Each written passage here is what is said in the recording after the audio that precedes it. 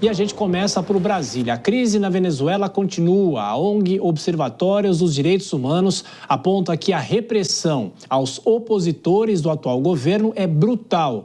Lembrando que o Natal vai ser mesmo em outubro e um militar americano foi detido no país. Enquanto isso, na busca por uma saída diplomática, os presidentes do Brasil, da Colômbia e do México negociam uma conversa com Nicolás Maduro. A gente chama o repórter André Anelli. André, essa ligação pode acontecer ainda hoje. Boa noite para você, bem-vindo. Obrigado, Thiago. Muito boa noite para você, boa noite a todos ligados aqui no Jornal Jovem Pan. A quarta-feira chegou ao final, pelo menos de forma oficial, sem mais uma vez ter acontecido a reunião entre o presidente Lula com o presidente da Colômbia, Gustavo Petro, e o presidente do México, Andrés López Obrador. De acordo com o ministro das Relações Institucionais da Colômbia, Luiz Gilberto Murilo, os três governantes teriam nessa quarta-feira uma videoconferência com o ditador da Venezuela, Nicolás Maduro, para negociar uma saída democrática para o impasse eleitoral vivido pelo país. O Palácio do Itamaraty, aqui no Brasil, não se manifestou sobre essa suposta reunião, que já é aguardada desde que Maduro resolveu não apresentar as atas eleitorais da disputa ocorrida no último dia 28 de julho. O candidato da oposição, Edmundo Gonzalez, alega ter vencido a eleição com 67% dos votos, com base em levantamentos paralelos feitos por apoiadores dele. Por conta disso, a justiça venezuelana determinou a prisão de Edmundo Gonzalez por diversos motivos, entre eles o de usurpação de funções da justiça eleitoral ao divulgar supostos boletins de urna que comprovam o resultado favorável a ele. No final da tarde de hoje, a agência de notícias France Press divulgou que haveria uma reunião entre a Procuradoria da Venezuela e a defesa de Edmundo Gonzalez em Caracas, mas nenhum resultado foi divulgado até o momento. Os governos daqui do Brasil, também da Colômbia e do México, continuam insistindo na apresentação das atas eleitorais que Maduro já disse que não vai publicar. Ontem, a gente relembra que o assessor de assuntos internacionais da presidência, Celso Amorim, reconheceu a escalada do autoritarismo na Venezuela e disse que o pedido de prisão do opositor de Maduro dificulta as negociações para um desfecho democrático do impasse que se arrasta já há mais de um mês. Tiago. Pois é, a diplomacia não avança nesse caso, a gente continua acompanhando. André Anelli ainda volta nessa edição do Jornal Jovem Pan e daqui a pouco a gente fala mais sobre esse americano detido na Venezuela. Hora então de chamar Dora Kramer, nossa comentarista, nessa quarta-feira. Dora, boa noite para você, bem-vinda. O Kobayashi também está com a gente, Nelson Kobayashi, bem-vindo aos dois. Bom, Dora, parece notícia velha, né? A gente fala, vão tentar uma ligação com o Nicolás Maduro. Essa ligação não sai. E até que ponto isso vai trazer alguma luz na situação da Venezuela, não é isso?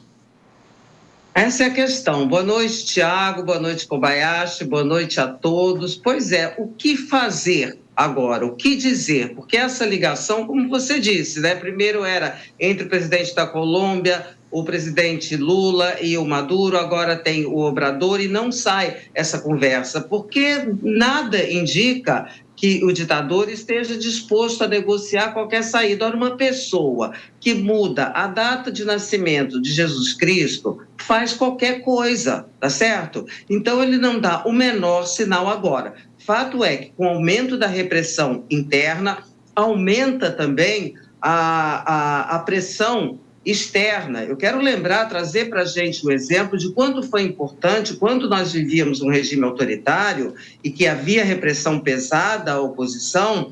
Claro que as coisas se resolveram na política interna, mas foi muito importante o posicionamento externo. Então, o Brasil também deve isso aos venezuelanos que estão sendo pesadamente reprimidos. Realmente, nem os especialistas, vários especialistas, gente, que a gente traz aqui para entrevistar, sempre fazemos essa pergunta, né? Qual é a saída? E todos são unânimes em responder. Não dá para vislumbrar uma saída enquanto o Maduro não der algum sinal de flexibiliza. Ontem ele disse que ele poderia sair desde que ele entregasse para um chavista, claro, escolhido por ele. E o que isso muda, né? Então, não vejo que haja grande esperança nessa conversa, nem que ela vá acontecer, nem que ela vá ter resultado. E depois de mais a mais, também não adianta a gente ficar cobrando uma posição mais firme do governo brasileiro, que já deu um deslocamento no posicionamento. Do que adiantaria? Acho que nada. Pois é, Nelson Kobayashi, de qualquer forma, para você, é um fracasso da diplomacia ou não tem diplomacia que dê jeito nessa história? Boa noite, Thiago. Boa noite, Dora Kramer. Boa noite a toda a audiência do Jornal Jovem Pan. É uma situação muito complexa nessa tal diplomacia em que, de um lado, há uma clara ofensa a princípios democráticos em um processo eleitoral totalmente contaminado, uma clara ditadura acontecendo já há alguns anos e que agora é evidenciada nesse último processo, suposto processo eleitoral do Nicolás Maduro, e de outro lado aquilo que o Nicolás Maduro abraça, que é justamente a soberania venezuelana, né, a autodeterminação dos povos e a impossibilidade de qualquer outro Estado interferir na política interna da Venezuela, ainda que seja uma ditadura. Então, assim, é um cálculo muito difícil de se resolver, se é que há uma solução para esse cálculo, porque nesse momento, quando a gente vê os presidentes se juntando, o presidente Lula, o presidente Petro e o Obrador, Brasil, Colômbia e México se juntando para ligar para o Maduro, não sei o que é que pode sair da boca de qualquer desses presidentes que faça o Nicolás Maduro se convencer de que há, de fato, aqui alguma medida a ser feita no meio do caminho, um acordo, uma conciliação, enfim, eu não sei o que pode sair da boca de qualquer desses presidentes que vá convencer o Nicolás Maduro. Agora eu fico pensando, e depois? Tudo bem, vão ligar para o Maduro, a tendência é que nada seja resolvido. E depois, será que eles vão ligar também para o Edmundo Gonzalez para oferecer um asilo político também? Porque ele está nessa condição de, eventualmente, buscar um asilo político em algum outro país democrático. Porque a prisão é nitidamente uma prisão política, uma prisão contra a sua oposição política, contra a sua atuação política, não é uma prisão legítima. E um tema para a gente acompanhar também, qual vai ser o tratamento dado ao outro, não só ao Maduro, mas e ao Edmundo Gonzalez, que agora é um perseguido político na Venezuela. Olha, Kobayashi, só acrescentando com você, a Dora falou em relação às falas do presidente Lula. Se o governo brasileiro, vamos supor, aumentasse esse tom em relação à Venezuela, o Brasil poderia ter um pouco mais de força nessa negociação ou também não necessariamente? Olha, Thiago, há uma frase que diz o seguinte: em toda crise há uma oportunidade. Nesse caso, acho que a gente deveria enxergar de uma maneira, alterando aí a ordem dos fatores, né? Deveríamos ter uma oportunidade diante de uma crise que ainda não existe. A crise na Venezuela, aliás, existe, mas não é suficiente para dar ao Maduro temor de ser tirado do cargo. Existe uma crise na Venezuela, mas que não faz cócegas na segurança do Maduro.